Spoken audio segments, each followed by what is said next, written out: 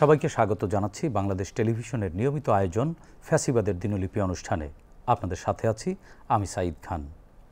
শাসকের বদলে শোষকের রক্তচক্ষু, গণতন্ত্রের নামে একনায়কের কালো ছায়া, এগুলোই ছিল বাংলাদেশের গত এক যুগের বেশি সময়ের চেনা দৃশ্য। ৩৬ জুলাইয়ে এ মাটির গর্ভে যে নতুন আলো প্রবেশ করেছে, এরপর বাংলাদেশের অভিধানে ভবিষ্যতে যাতে আর কোনো ফ্যাসিবাদ না লিখিত হয়, এজন্যই বাংলাদেশ টেলিভিশনের নিয়মিত আয়োজন ফ্যাসিবাদের দিনলিপি। দর্শক, আলোচনার জন্য স্টুডিওতে আমাদের সাথে আছেন দুজন অতিথি। আমার ডান দিকে রয়েছেন জনাব আমিরুল ইসলাম কাগজি, রাজনৈতিক বিশ্লেষক ও কলামিস্ট, এবং আমার বাম দিকে রয়েছেন বৈষম্য বিরোধী ছাত্র আন্দোলনে ঢাকা বিশ্ববিদ্যালয়ের কুয়েত মৈত্রী হলের সমন্বয়ক মিতু আক্তার। দর্শক, আজ ১৭ সেপ্টেম্বর ২০২৪। গত ১৬ বছরের ১৭ সেপ্টেম্বর তারিখগুলোতে কি কি ঘটেছিল, অতিথিদের সঙ্গে আলোচনার আগে আমরা কিছুক্ষণের জন্য টাইম ট্রাভেল করে আসি। ২০০৯ বগুড়া চেম্বারে নির্বাচনে মনোনয়ন কিনতে বাধা, মারধর। গাজীপুর উপজেলায় ৬ কলেজের সভাপতি, পিতা, পুত্র এবং কন্যা। ঝাউ গাছ নিধনের পেছনে ক্ষমতাসীন দলের লোকজন। ২০১০ ডিএমপি কমিশনারের তদন্ত চলাকালেই সাংসদের পক্ষে সাফাই। কাঠগড়া থেকে পালালেন সৈয়দপুর পৌরসভার প্যানেল মেয়র, গ্রেফতারি পরোয়ানা। ২০১১ নড়াইলের কালিয়ায় সংখ্যালঘুদের উপর হামলার বিচার দাবিতে মানববন্ধন। নারায়ণগঞ্জে পুরোহিতকে মারধর, প্রতিমা ভাঙচুর। সদুল্লাপুর ও গোবিন্দগঞ্জ উপজেলা চেয়ারম্যানের সরকারি কার্যালয়ে উন্নয়নের টাকায় এসি। ২০১২ মন্ত্রিসভা গঠনে রাজনৈতিক প্রক্রিয়ার ব্যত্যয় হয়েছে, রাশেদ খান মেনন। ২০১৩ যুদ্ধাপরাধে অভিযুক্ত জামায়াতে ইসলামী নেতা কাদের মোল্লার চূড়ান্ত রায় আজ। ছাত্রলীগ, যুবলীগের আরও ১২ জন জামিনমুক্ত। ২০১৪ জামায়াতের সঙ্গে সরকারের আঁতাত হয়নি, এই বার্তা দিতে চায় সরকার। অভিশংসন প্রশ্নে উল্টো অবস্থান। ২০১৫ বিচারপতি অপসারণে রাষ্ট্রপতির আদেশ আপিলে বহাল। মাগুরার জেলা জজ আদালতের ফটক থেকে আসামি আটক, পুলিশের অজানা। ২০১৬ দুর্নীতি দমনে সহযোগিতার জন্য অস্ত্রধারী বাহিনী ও হাজতখানা চায় দুদক। ২০১৭ সরকার ২০ দল ভাঙার চেষ্টা করছে, মির্জা ফখরুল। ২০১৮ ডিজিটাল আইনের স্থায়ী কমিটির চূড়ান্ত প্রতিবেদন নিয়ে সম্পাদক মণ্ডলীর হতাশা। সাইবার আইন সংস্কার প্রয়োজন বললেন বিচারপতি। জাতীয় ঐক্যের ৫ দফা দাবি অসাংবিধানিক, ওবায়দুল কাদের। সুষ্ঠু নির্বাচনে দরকার নিরপেক্ষ সরকার, সুজন। ২০১৯ ২৪ দিন অর্থ চুরির তথ্য গোপন রাখেন গভর্নর আতিউর রহমান। রিজার্ভ থেকে চুরি হওয়া অর্থ উদ্ধারের ৩ বছর পর মামলা, অর্থ উদ্ধার এখনও অনিশ্চিত। ২০২০ চড়া দামে গ্যাস ক্ষেত্রের কূপ খনন করবে গজপ্রম, বাপেক্স বঞ্চিত। ২০২২ ক্ষমতাসীন এবং সাধারণ ভূমিদস্যুরা মিলে কাপ্তাই হ্রদ দখল। ২০২৩ ব্যবসায়ী সংগঠনের নেতা নির্বাচনে ভোট উধাও, সরকার ঘনিষ্ঠরা বছরের পর বছর নেতৃত্বে। বাংলাদেশের উন্নয়নের সবচেয়ে বড় অংশীদার জাপান, বলেছেন সংস্কৃতি প্রতিমন্ত্রী। গণতন্ত্র এখন লাইফ সাপোর্টে, মির্জা ফখরুল। দর্শক, আমরা স্ক্রিনে দেখলাম গত ১৭ বছরে ফ্যাসিবাদী সরকার কীভাবে সাধারণ মানুষের অধিকার হরণ করেছে এবং শাসনের নামে সাধারণ মানুষকে কিভাবে শোষণ করেছে। আমরা এই স্ক্রিনে দেখানো বিষয়ের উপরে আলোচনা শুনব। শুরুতেই আমি আলোচনা শুরু করতে চাচ্ছি আমাদের আজকের অতিথি জনাব আমিরুল ইসলাম কাগজির কাছ থেকে। জনাব আমিরুল ইসলাম কাগজি, আপনি আমাদের স্ক্রিনে দেখলেন যে বগুড়া চেম্বারের নির্বাচনে মনোনয়ন কিনতে বাধা, মারধর করা হয়েছে প্রার্থীদেরকে, এবং একই দিনে বনানীতে বিএনপির একটি কর্মসূচি ছিল, বিরোধী দল বিএনপি, তাদের এই কর্মসূচিতে আওয়ামী লীগ এবং আইনশৃঙ্খলা বাহিনীর সদস্যরা বেপরোয়াভাবে হামলা করেছে। আপনি এই যে দমনপীড়নের রাজনীতি, এই রাজনীতি এবং এ ধরনের এই একই দিনে আরও বহু ঘটনা ঘটেছে, এই ঘটনাগুলোকে আপনি আপনার অভিজ্ঞতার আলোকে কিভাবে মূল্যায়ন করবেন? এটি কি কোনো গণতান্ত্রিক আচরণ ছিল না অন্য কিছু ছিল? যে ঘটনাগুলো আমরা দেখলাম 17 সেপ্টেম্বরকে কেন্দ্র করে গত 17 বছর ধরে যে সমস্ত ঘটনা ঘটেছে তা অত্যন্ত ন্যাক্কারজনক এবং ফ্যাসিবাদী কায়দায় মানুষের মত প্রকাশের যে স্বাধীনতা কিভাবে দমন করা যায়, মানুষের সমাবেশ করার অধিকার, মানুষের মত প্রকাশের সাথে সাথে যে সমাবেশ, মিছিল, মিটিং করার যে ধরনের অধিকার মানুষ অর্জন করে, সেটাকে দমন করে দেওয়া হয়েছে এবং প্রত্যেকটা ক্ষেত্রে ব্যবহার করা হয়েছে পুলিশ বাহিনীকে। এবং এই পুলিশ বাহিনী এমনভাবে তৈরি করা হয়েছে, এই শাসক গোষ্ঠীকে তারা রক্ষা করার জন্যই মূলত এই কাজগুলো করেছে। আর এটা হয়েছে কেন? বাংলাদেশের মানুষ কিন্তু এই গত 17 বছর ভোট দেওয়ার সুযোগ পায়নি। ভোট না দেওয়ার কারণে মানুষের মনের মধ্যে একটা ক্ষোভ সবসময় ছিল। এই যে 2014 সালের দেখেন, 2014 সালের যে নির্বাচনটা করেছে, একেবারে সেখানে কোনো প্রার্থী দিতে দেয়নি, বিরোধী দলকে অংশগ্রহণ করতে দেয়নি। এটা কে করে দিয়েছে? ভারত থেকে একেবারে তাদের পররাষ্ট্র সচিব সুজাতা সিংকে এখানে পাঠিয়ে দেওয়া হয়েছে এই নির্বাচনটাকে করে দেওয়ার জন্য। এবং সেখানে জাতীয় পার্টির তখন চেয়ারম্যান ছিলেন হোসেন মোহাম্মদ এরশাদ, তাকে ঘর থেকে তুলে নিয়ে আসা হয়েছে যাতে সে কোনো অবস্থাতেই এই নির্বাচনে বিরোধিতা করতে না পারে। সেজন্য তাকে সেখান থেকে নিয়ে আসা হয়েছে কোথায়? তাকে হসপিটালে সিএমএইচে ভর্তি করানো হয়েছে। এই যে নির্বাচনকে করা যাবে না, জনগণের ভোট দেওয়া যাবে না, এই যে একটা কালচারটা সৃষ্টি হয়েছে কিন্তু এই সরকার ক্ষমতায় আসার পর থেকে। তারা ক্ষমতায় এসে প্রথম যে কাজটা করলো, মানুষের ভোটের অধিকার দেওয়ার জন্য যে তত্ত্বাবধায়ক সরকার ব্যবস্থা ছিল সেটা সংবিধান থেকে উচ্ছেদ করে দেওয়া হলো। কার মাধ্যমে? হাইকোর্টের ঘাড়ের উপরে একটা বন্দুক রেখে সেখানে বলা হলো যে তত্ত্বাবধায়ক সরকার বাতিল করে দেওয়া হলো। তারপরও আমি বলবো যে অ্যাপিলেট ডিভিশনে যে রায়টা দেওয়া হয়েছিল সেটা স্প্লিটেড রায়। সেখানে শুধুমাত্র প্রধান বিচারপতি তার যে ভোটিং ক্ষমতা সেইটা দিয়েই এই তত্ত্বাবধায়ক সরকার বিধানটাকে বাতিল করে দেওয়া হলো। আর বাতিল করে দেওয়ার সেই সময় ওপেন কোর্টে তিনি মাত্র শর্ট জাজমেন্টটা দিয়েছিলেন, সেই জাজমেন্টটা কিন্তু পূর্ণাঙ্গ না। তারপরও সেখানে তিনি বলেছিলেন এই জাজমেন্টের পরও আমরা বলে দিচ্ছি যে পরবর্তী 2টা টার্ম অন্তত তত্ত্বাবধায়ক সরকারের অধীনে হলে পরে মানুষ আরও সংশোধন হবে, সরকারি দল যারা থাকে তারাও সংশোধিত হবে, যে সেখানে যেভাবে হোক না কেন মানুষ যাতে ভোট দিতে পারে। কিন্তু সেই শর্ট জাজমেন্ট দেওয়ার পরপরই সে তৎকালীন প্রধানমন্ত্রী শেখ হাসিনা কি করলেন? এটাকে সোজা নিয়ে গেলেন পার্লামেন্টে।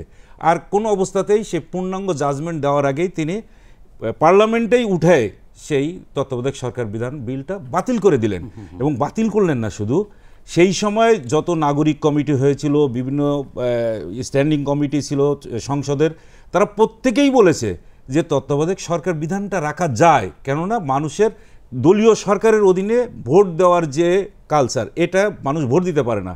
এবং সবসময় দলীয় সরকারের অধীনে ভোটের একটা যে রেজাল্ট হয় সেটা কেউ মেনে নিতে চায় না। বাংলাদেশ স্বাধীন হওয়ার পরে যতগুলো নির্বাচন হয়েছে অন্তত আমরা দেখেছি 4টা নির্বাচন শুধুমাত্র তত্ত্বাবধায়ক সরকারের অধীনে হয়েছে, আর বাকি যত নির্বাচন হয়েছে প্রত্যেকটা নির্বাচন দলীয় সরকারের অধীনে হয়েছে। আর সেই সমস্ত নির্বাচন মানুষ কিন্তু গ্রহণ করে নাই। জাতীয় সংসদের যে স্ট্যান্ডিং কমিটি ছিল সেখানেও বলা হয়েছে যে অন্তত এই বিধানটা কিন্তু নিয়ে আসা যায়নি। একমাত্র শেখ হাসিনা নিজে তার গড়তুমির কারণে এই তত্ত্বাবধায়ক সরকার বিধানটা আমাদের সংবিধান থেকে বাতিল করে দেওয়া হলো। শেখ হাসিনা তো বলেছেন যে মানুষের ভোটের অধিকার তারাই প্রতিষ্ঠিত করেছেন এবং মানুষের উন্নয়ন, মানুষকে উন্নত, বাংলাদেশকে আরও বেশি এগিয়ে নেওয়ার ক্ষেত্রে যা কিছু করার সব কিছুই উনি করেছেন। হ্যাঁ, উনি তো করেছেন, এটা বললেই পরে ওই যে সব কথাই বলেন, খুব হাস্যকর কিছু ব্যাপার আছে। একেবারে সর্বশেষ কথাটা দিয়ে আমি পিছনে যাব। যখন মিরপুরের মেট্রো রেলের স্টেশনটা ভেঙে দেওয়া হয়েছে বলে ওনারা ধরেছেন, আগুন লাগিয়ে দেওয়া হয়েছে, ততক্ষণে কিন্তু বৈষম্য বিরোধী ছাত্র আন্দোলনের যারা শত শত ছাত্র মারা গেছে এবং মেধাবী ছাত্রদেরকে মারা হচ্ছে পুলিশ দিয়ে, মানে ওপেন ফায়ার করা হচ্ছে, মানুষকে দেখে দেখে গুলি করা হচ্ছে। এবং গুলি করার পরে কত মায়ের বুক খালি হয়েছে, কত বাবা তার সন্তান হারিয়েছে। তাদের যে আক্ষেপ, তাদের যে বেদনা, সেই বেদনার কথা কিন্তু তিনি একবারও বলেন নাই। তাদের জন্য একবার শোক প্রকাশও করলেন না, এবং তারা যে শহীদী মৃত্যুবরণ করছে সেই কথাটা তিনি বললেন না। না বলে তিনি চলে গেলেন কোথায়? মেট্রো রেল স্টেশনে দেখতে, এবং চোখ দিয়ে অঝরে তিনি পানি ঝরালেন, এবং দুই পাশে কিন্তু টিস্যু ছিল, সেই টিস্যু দিয়ে তিনি কিন্তু বারবার মুছে দিচ্ছেন। অনেকেই পরে ট্রল করছে যে তিনি ভালো করে কান্নাটাও করতে পারেন না। এই যে অভিনয়ের কথাটা, উন্নয়নের কথা বলছেন, উন্নয়নের কথা বলার সঙ্গে সঙ্গে প্রথম বলেন উনি পদ্মা সেতু, মেট্রো রেল, এলিভেটেড এক্সপ্রেসওয়ে, এই যে দৃশ্যমান প্রত্যেকটা উন্নয়নের পিছনে শুধু কোটি কোটি টাকা লুটপাট হয়েছে। যে সময় পদ্মা সেতু করা হবে বলে প্রথম তারা সিদ্ধান্ত নিল, এই সময় ছিল 11,000 কোটি টাকা তাদের ফার্স্ট। এইটা নিয়ে পরবর্তী যখন কাজ শুরু করতে গেল তখন সেটা করা হলো 14,000 কোটি টাকা। যখন শেষ করা হলো তখন 31,000 কোটি টাকায় নিয়ে যাওয়া হলো। তো এই যে ক্রমান্বয়ে এগুলো করা হয়েছে, কি সবগুলো চুরি করা হয়েছে। এখান থেকে আপনি আসেন, এর মধ্যে আবার রেল সেতু যেটা দেওয়া হয়েছে, এই যে রেল লাইন করা হয়েছে, সেখানে 42,000 কোটি টাকা দেওয়া হয়েছে। পুরাটা প্রত্যেক দিন কিন্তু পত্র পত্রিকায় নিউজ হচ্ছে, যেগুলো হচ্ছে শ্বেতস্তি উন্নয়ন মানে উন্নয়ন লুটপাট। আমিরুল ইসলাম কাগজি ভাই, আপনি তো বাংলাদেশের স্বাধীনতার পর থেকেই বাংলাদেশের রাজনীতিকে এবং এর আগে থেকেই বাংলাদেশের রাজনীতি আপনার চোখের সামনে আপনি খুব নিবিড়ভাবে এবং গভীরভাবে পর্যবেক্ষণ করেছেন। তো গত 17 বছরকে আপনাকে যদি একেবারে মোটা দাগে মূল্যায়ন করতে বলা হয়, কোন কোন জায়গাগুলোতে আসলে গণতন্ত্রের সাথে সাংঘর্ষিক জায়গাগুলো আপনি চিহ্নিত করবেন? গণতন্ত্রের সঙ্গে সাংঘর্ষিক সবচেয়ে বড় কথা হলো যে আমি যতই ভালো রাখেন, যাই করেন না কেন, আপনি আমার মনের ভাবটা প্রকাশ করার স্পেস দিতে হবে। প্রথম কথা হলো, যদি আপনি আমার কথা বলার সুযোগ না দেন, তাহলে আমি প্রথমেই আপনাকে আঘাত করব ওই জায়গায়, যে আপনি আমার কথা বলার সুযোগ দিচ্ছেন না, আপনি আপনার সমাবেশ করার অধিকার দিচ্ছেন না, আপনি যেটা বলছেন, যেটা চাপিয়ে দিচ্ছেন, আমাকে সেইটাই মেনে নিতে হবে। একজন সাধারণ মানুষ হিসেবে, বিবেকবান মানুষ হিসাবে আমরা তো এটা মানতে পারি না। আপনি বলে দিচ্ছেন যে গণতন্ত্র আছে, তার সময় নাকি সবচেয়ে বেশি গণতন্ত্র আছে।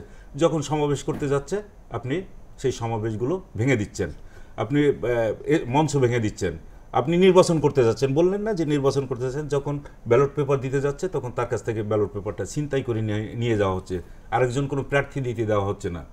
আপনি যতই আমাকে খাওয়ান দাওয়ান ভালোভাবে রাখেন, কিন্তু প্রথম হলো যে আমার মত প্রকাশের স্বাধীনতা, আমার কথা বলার অধিকার দিতে হবে, সমাবেশ করার অধিকার দিতে হবে, আমার দাবি দাওয়াগুলো প্রপার ওয়েতে তুলে ধরার একটা স্পেস দিতে হবে। কিন্তু আপনি সেই জায়গাগুলো আমাদের একেবারে দমন করে দিচ্ছেন। এই দমন করে দেওয়ার কারণেই মানুষের মধ্যে এক ধরনের ক্ষোভের সৃষ্টি হয়েছে। এই যে বৈষম্য বিরোধী আন্দোলন হয়েছে, তাদের দাবিটা কি ছিল? কোটা সংস্কার আন্দোলন। সেই আন্দোলন আস্তে আস্তে ধাপে ধাপে চলে গেল এক দফার আন্দোলনে। কেন গেল?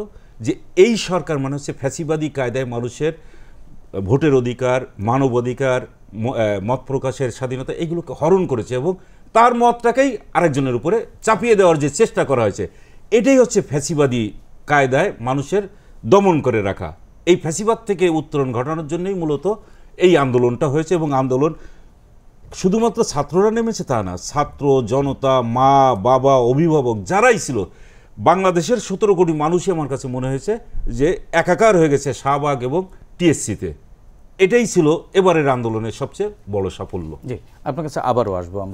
আমরা একটু মিতুর কাছ থেকে শুনে নেই। মিতু, এই আন্দোলনে তো আপনারা একেবারে সামনে ফাইট দিয়েছিলেন এবং আপনারা শুরু করেছিলেন কোটা সংস্কার করবার দাবি নিয়ে আপনারা রাস্তায় নেমেছিলেন। প্রথমত আপনাদের আন্দোলনটি ছিল ক্যাম্পাস ভিত্তিক, বিভিন্ন বিশ্ববিদ্যালয়ের ক্যাম্পাসে আপনারা আন্দোলন করেছিলেন। কিন্তু এই কোটা বিরোধী আন্দোলন কি করে বৈষম্য বিরোধী আন্দোলনের রূপ নিল এবং বৈষম্য বিরোধী আন্দোলন 7 দফা থেকে 8 দফা গড়িয়ে 9 দফায় গেল? আসলে আপনাদের এই যে যাত্রাটা, জার্নিটা, আন্দোলনের এই জার্নিটা আপনারা তো সামনে থেকে নেতৃত্ব দিয়েছেন, আপনার নেতৃত্বের অভিজ্ঞতা একটু জানতে চাই, আপনাদের আন্দোলনের অভিজ্ঞতা একটু জানতে চাই। রাজু ভাস্কর্য কেন্দ্রিক যখন আন্দোলন করছিলাম, সেটা আমরা চাচ্ছিলাম যে প্রধান বিচারপতির নজরে আসুক, কারণ যেহেতু রায়টা আসলে হাইকোর্ট থেকেই আসছে বা প্রধান বিচারপতি থেকে আসছে। কিন্তু আমরা যখন যে প্রধান বিচারপতির থেকে আসলে আবারও একটা উল্টা যে রিট করেছিল, সেই রিটের একটা যেই পেয়েছিলাম আমরা, সেখানে দেখেছিলাম প্রথম উস্কানিমূলক বক্তব্য কিন্তু প্রধান বিচারপতিই দিয়েছিল, আন্দোলন করে আসলে দাবি আদায় করা যায় না। তো এইখান থেকে দেখা যাচ্ছে রাজু ভাস্কর্যের পাদদেশ থেকে আমাদেরকে শাহবাগে মুভ করতে হয়েছে ওনার কথার থ্রোতে। তো আমরা যখন শাহবাগে আসছি, শাহবাগে আসার পর আসলে প্রধানমন্ত্রীর কথা ছিল এরকম যে আন্দোলন করতেছে করুক, হয়তো বা কয়েকদিন পর ক্লান্ত হয়ে তারা হয়তো বা ফিরে যাবে, পড়ার টেবিলে এমনি এমনি ফিরে যাবে আন্দোলন করে ক্লান্ত হয়ে। তো আমার মনে হয় যেহেতু আমাদের কোটা সংস্কার আন্দোলনটা একটা যৌক্তিক আন্দোলন ছিল, তো প্রথমেই যদি শেখ হাসিনা সরকার সেটার উপরে মানে চক্ষুপাত করতো বা নজর দিত, তাহলে তাকে আজকের এই দিন দেখতে হতো না। তার ভুলটা আসলে সেই জায়গায় প্রথমেই বলবো। এবং তার সে যে ফেসিবাদের একজন মানে প্রধান নেতা ছিল এবং তার মধ্যে যে ফেসিজম ছিল সেটা আসলে এখান থেকে দেখা যায়। কারণ ছাত্রছাত্রীরা আসলে যে কোটা সংস্কার দাবিতে নেমেছিল, সেই কোটা সংস্কার দাবিটা এতটাই যৌক্তিক ছিল, সে চাইলেই এটাকে সংস্কার করে ছাত্রছাত্রীদের মন জয় করে সে থাকতে পারতো, তার পদে বহাল থাকতে পারতো। কিন্তু সে কি করেছে যে আমি আমার যে মুক্তিযুদ্ধের চেতনা, যেটা আমার ন্যারেটিভ, ওই মুক্তিযুদ্ধের চেতনা আমার একটাই প্রধান জিনিস বঙ্গবন্ধু, তাকে স্থাপন করার জন্য, মুক্তিযুদ্ধের চেতনাকে তার মানে জায়গায় দাঁড় করানোর জন্য সে তার কথাতেই অটল ছিল। এখানে একটু ইন্টারাপ্ট করি। আসলে তিনি যে মুক্তিযুদ্ধের চেতনার কথা বলেছেন, যা বারবার মাঝে মাঝেই বলতেন, সবসময় বলতেন, মুক্তিযুদ্ধের চেতনা কি এটা যে কাউকে নিজের মতামত জোর করে চাপিয়ে দেয়া? অবশ্যই না। সেই জন্যই তো বললাম যে তার যে মুক্তিযুদ্ধের চেতনা বা বিকৃত রূপ এটা। হ্যাঁ অবশ্যই, কারণ সে তো আসলে এইভাবে মানুষের উপরে কোনো তার কোনো মত, তার সব ডিসিশনগুলো তো সে আমাদের উপরে চাপিয়ে দিতে পারে না। যেহেতু সে গণতান্ত্রিক একটি রাষ্ট্রে বসবাস করতেছে এবং জনগণের সরকার, সে অবশ্যই জনগণকে সেই পলিসি মেকিংয়ের মধ্যে নিয়ে আসতে হবে এবং জনগণকে প্রাধান্য দিতে হবে যে কোনো ডিসিশনের ক্ষেত্রে।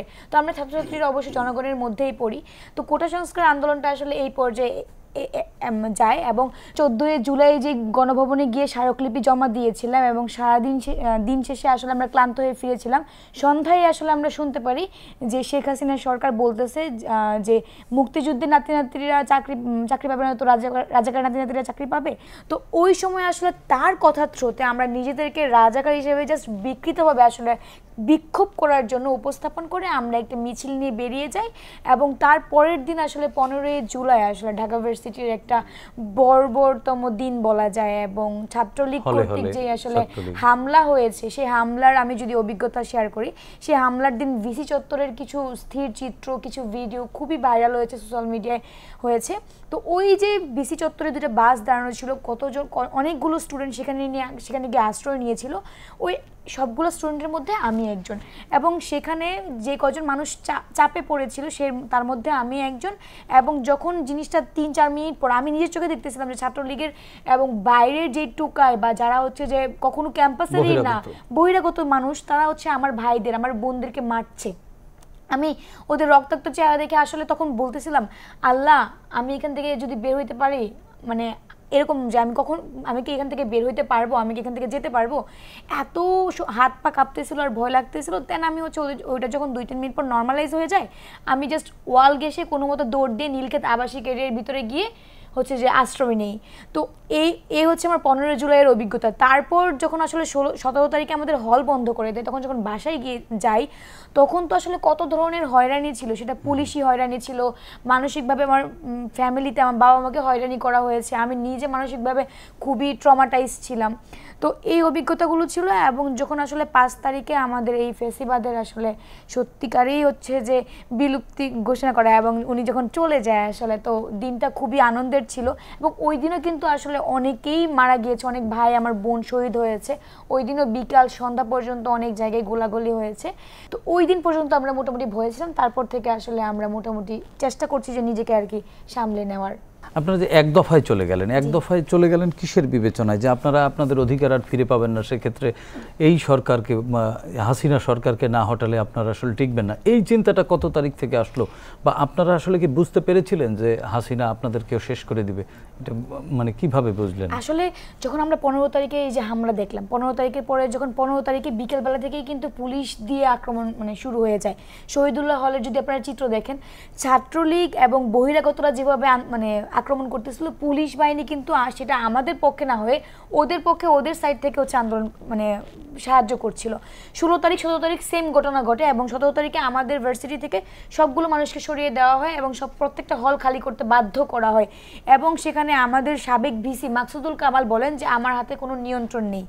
এই যে আমাদের ভাইয়ের এবং বোনের প্রতি যে বর্বর আসলে মানে অত্যাচার চালানো হয়েছে, মানে নির্যাতন চালানো হয়েছে, সেখান থেকে যখন প্রাইভেট ইউনিভার্সিটির ছেলেমেয়েরা সম্পৃক্ত হয়ে যায় এবং প্রতিনিয়ত যখন দেখতেছি আমরা শহীদের সংখ্যা বেড়ে যাচ্ছে, শেখ হাসিনা এগুলো নিয়ে কোনো মাথায় ঘামাচ্ছে না। আওয়ামী লীগ ক্ষমতায় থাকতেই হবে, তাকে যে কোনোভাবে হোক যতটুকু বল প্রয়োগ করা লাগে সে এই বল প্রয়োগ করে, পুলিশ বাহিনী হোক, বিজিবি হোক, যাই হোক সব কিছু সে মোতায়েন করে তাকে ক্ষমতায় থাকতে হবে। এইটা কিন্তু একদম স্পষ্ট প্রমাণ করে সে যে একদম ফেসিজমের যে একদম নেতা ছিল এবং ফেসিবাদ যে তার দ্বারা আসলে হচ্ছিল সেটা একদম পুরোপুরি প্রমাণ করে সে যে একদম ফেসিবাদী নেতা। তো এই যে আমাদের শহীদের সংখ্যা বাড়ছিল এবং সে আমাদের ওই যে কোটা সংস্কার আন্দোলন, তার আসলে কোটা সংস্কার আন্দোলন তখন যখন দেখতেছে যে তার পরিস্থিতি তার দিকে নাই, তখন সে আসলে কয়েকজনকে ডাকতেছে যে আমাদের সাথে বসো, আলোচনা করে কোটা সংস্কার করে দিব।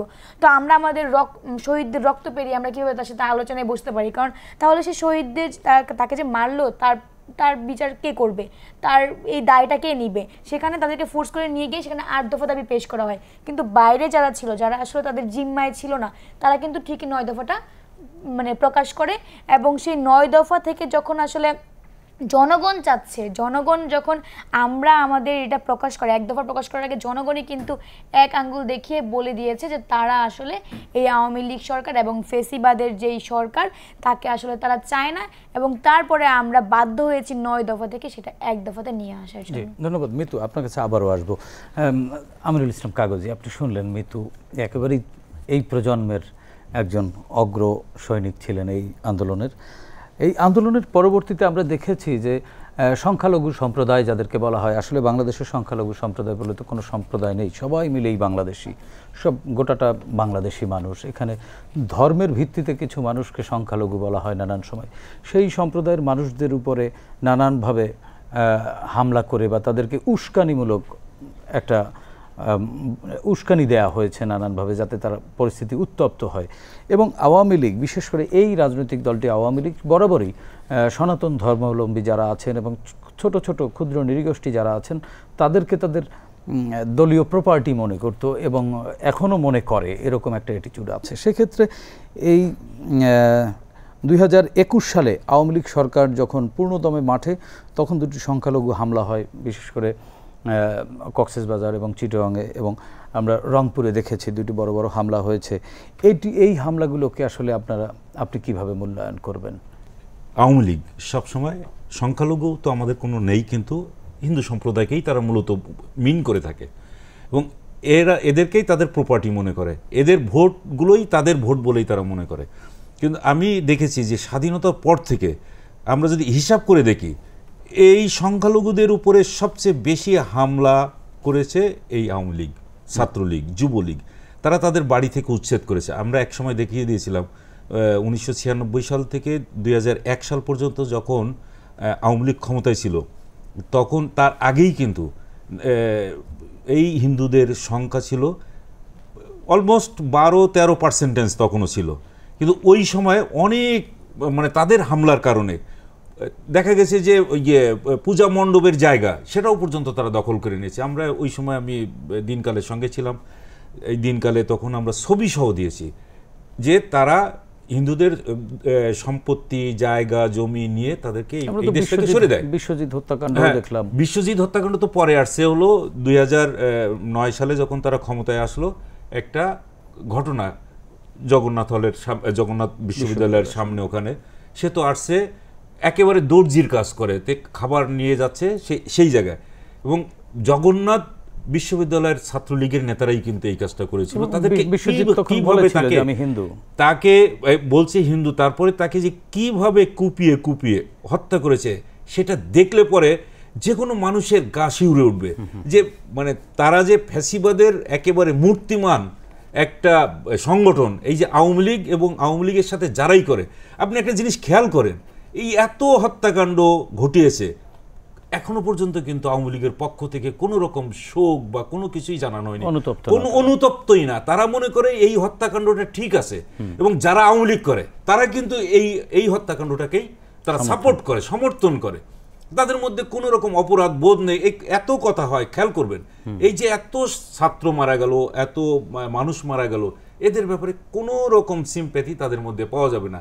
এই জন্য বলা হয় যে আওয়ামী লীগ পাশাপাশি শেখ হাসিনা, এরা হচ্ছে ফ্যাসিবাদের মূর্তিমান নেতা হিসাবে আমরা ধরে থাকি। আজকে আমরা তিন চারটা ধাপে নিয়ে আসতে হবে। এই শুধুমাত্র বৈষম্য বিরোধী আন্দোলনের সময় যে হত্যাকাণ্ডটা ঘটিয়েছে, এটা একেবারে গণহত্যা, মানবাধিকার লঙ্ঘন। এইটা আন্তর্জাতিক ট্রাইব্যুনালে যেটা করা হচ্ছে, এটা অবশ্যই শেষ করতে হবে, এই বিচারগুলো করতেই হবে। তারপরে গুম খুন যে সমস্তগুলো করা হয়েছে, এরও একটা বিচার করতে হবে। এই তরুণ প্রজন্ম যে আন্দোলন করলো একটা নতুন বাংলাদেশের স্বপ্ন নিয়ে, তারা বৈষম্য মুক্ত একটি সমাজ গঠনের স্বপ্ন নিয়ে আসলে রাজপথে নিজের বন্দুকের সামনে বুক পেতে দিল, গুলির সামনে অজস্র তরুণ কিশোর শিক্ষার্থীরা মারা গেল। এদের যে এই আন্দোলন আসলে নতুন বাংলাদেশকে কোন জায়গায় দেখতে চান, এবং নতুন প্রজন্মের প্রতি আপনার কি আহ্বান? প্রথমেই বলতে হয় আমাদের আবু সাইদের কথা। রংপুরের রোকেয়া বিশ্ববিদ্যালয়ের যে বুক চিতি দেখাই দিল যে আমাকে মারো, সে ভাবছিল যে হয়তো আমার ওদিকে তো আমার দেশীয় ভাই আমাকে মারবে না, কিন্তু মারছে।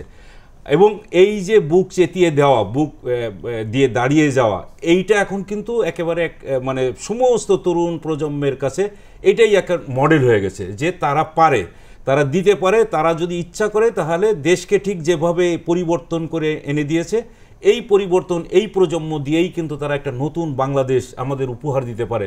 তাদের মেধা, তাদের মনন, তাদের প্রতিজ্ঞা, তাদের প্রতিশ্রুতি, সব কিছু আমরা তাদেরকে স্যালুট জানাই যে তারা এটা দিয়েই বাংলাদেশকে নতুনভাবে আবার গড়ে তুলবে, যেখানে মানুষের এই ফ্যাসিজমটাকে একেবারে নির্মূল হয়ে যায়। তারা যেন মানুষের মনের ভাব প্রকাশ করার একটা জায়গা করে দিতে পারে, আনন্দময় একটা সমাজ গড়ে তুলতে পারে। বৈষম্য বিরোধী যে সমাজ ব্যবস্থা তারা গড়ে তুলতে চেয়েছে, সেটাই যেন আগামী দিনের বাংলাদেশ হয়ে দাঁড়ায়, এটাই আমাদের প্রত্যাশা। ধন্যবাদ আমিরুল ইসলাম কাকুজি। 10 সেকেন্ডে বলুন আপনাদের প্রবীণদের কাছে এবং রাজনৈতিক দলগুলোর কাছে আপনার প্রত্যাশাকে 10 সেকেন্ডে বলুন। আচ্ছা, প্রথমতই বলবো যে আসলে যারা ফেসিবাদের দোসর ছিল, তারা প্রধান নেতারা হচ্ছে যে পদত্যাগ করেছে বা পলায়ন করেছে, আমি চাইবো তাদের দোসরদেরকেও আসলে একদম নিয়ে এসে নির্মূল করা হোক, এই ফেসিবাদের নির্মূল করে তাদের বিলুপ্তি ঘোষণা করা হোক, এবং আগামীতে আসলে যারা আসবে তারা যেন কখনোই ফেসিবাদী হয়ে না উঠতে পারে, সেই দিকে আমরা তরুণ প্রজন্মকে বলবো যে সতর্ক দৃষ্টি রাখার জন্য, এবং বাংলাদেশে যেন আর কখনো কোনো নোংরা রাজনীতি না চলে, এবং কোনো আমাদের বাংলাদেশের যে রাজনীতির যে কালচার, সেই কালচারটা পুরোপুরি মানে শেষ করে দিয়ে আমরা নতুন একটা রাজনৈতিক বন্দোবস্ত চালু করব। জি, ধন্যবাদ মিতু। প্রিয় দর্শক, আমরাও প্রত্যাশা করি নতুন বাংলাদেশে আমরা আর কোনো অনাচার, অত্যাচার, অবিচার, মিথ্যাচার, স্বেচ্ছাচার দেখতে চাই না। সংগ্রামের এই পথ চলায় আমাদের ঐক্যই হবে বিজয়ের চাবিকাঠি। ইনক্লুসিভ রাজনীতি, গণতন্ত্রের দীপ্তি, মানবতার জয়ের মাধ্যমে এই স্বপ্নের পূর্ণতা আসবে। প্রিয় দর্শক, আমি সাঈদ খান আজকের মতো বিদায় নিচ্ছি। দেখা হবে আগামী পর্বে একই সময়ে নতুন অতিথিদের সাথে। আমাদের সাথেই থাকুন। আল্লাহ হাফেজ।